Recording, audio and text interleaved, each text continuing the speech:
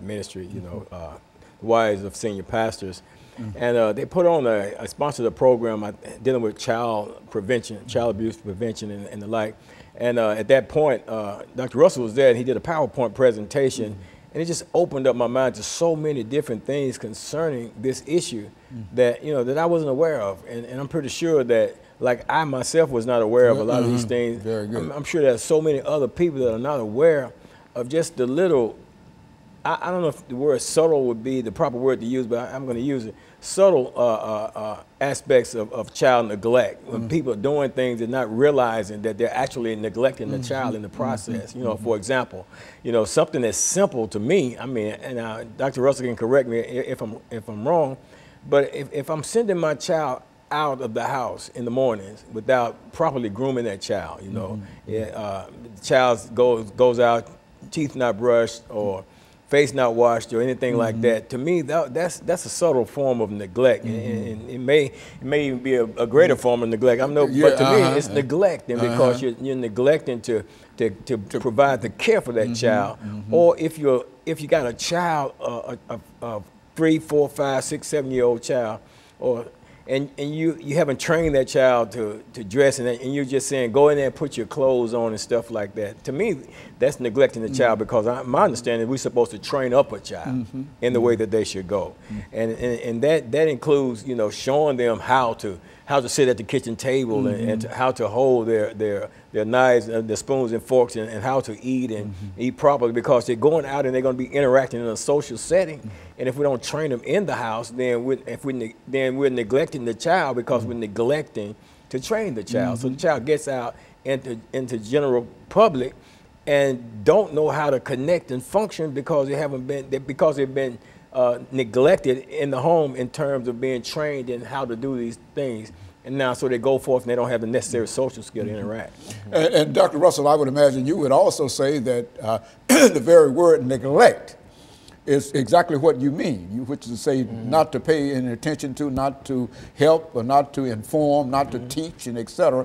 And so anytime that a parent is not teaching his child, he or she is neglecting that child. Not only a parent, any other individuals who don't deal. Would that be a correct statement in reference to how sociologists and others look at this? Neglect is anything that prevents a person from developing the skills necessary for life, to deal with life. It can be as subtle as, not telling a child or teaching a child their ABCs. It could be, as subtle as not, as Dr. Walker said, as teaching them how to brush their teeth in the morning, teaching them how to groom their hair, how to prepare to go out and meet society. We often, because we only see abuse and neglect when it's at a very large scale, when, you have the parent who drowns her children, or you have the parent who puts the child in a microwave, and those types and we see that as abuse and neglect.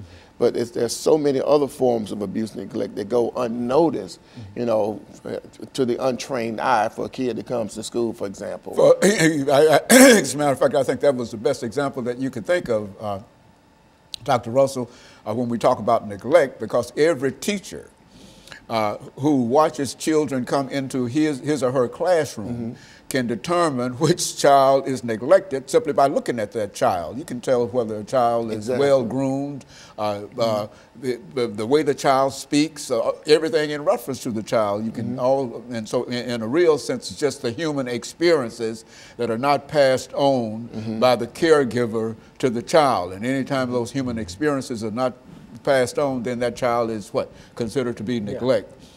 I watched, they had a training on traumatic brain injury, and it was surprising that some forms of neglect and abuse has such an effect on normal brain activity and functioning. A child not, withholding fruit from a child, how it can actually affect a child later on in life. Oh, yes. Withholding love, and just really nurturing, withholding that nurturing mother or father type of connection with that child can actually affect certain brain activity to where the child grows up with these holes, where they, then they start looking for other things to fill those holes. Well, when you deal with, Doctor, your clients, how do you bring them in to deal with them? I mean, do they come to you and say that I've neglected my child, or are they sent to you by somebody? I mean, how do you get in touch with these? Normally, I know up front that they've been, they're coming to me as dependent neglect, because that's the way that the referrals come into me, and it states that they're dependent neglect, and it kind of gives me, an overall view of what type of neglect the child has been subjected to. And so when I'm working with that child, the first thing I try to do is to gain their trust. Because one of the things that children need to know, especially kids coming from abusive environments, is that they can trust the people that have some control over their lives. Because when you look at a child who's been abused by his mother or his parents, that child has zero trust with any other adult. Because if the person who brought me in the world is not going to take care of me, the stranger certainly ain't going to do it. So then you've got to take time to build the trust. Trust is essential. Dr. Nicholas Hobbs talked about trust being essential in the relationship between a child and a parent, or a child and an adult. And then once you can gain that trust, you find out what their deficits are, whether they need to help it. And then you start working with that child on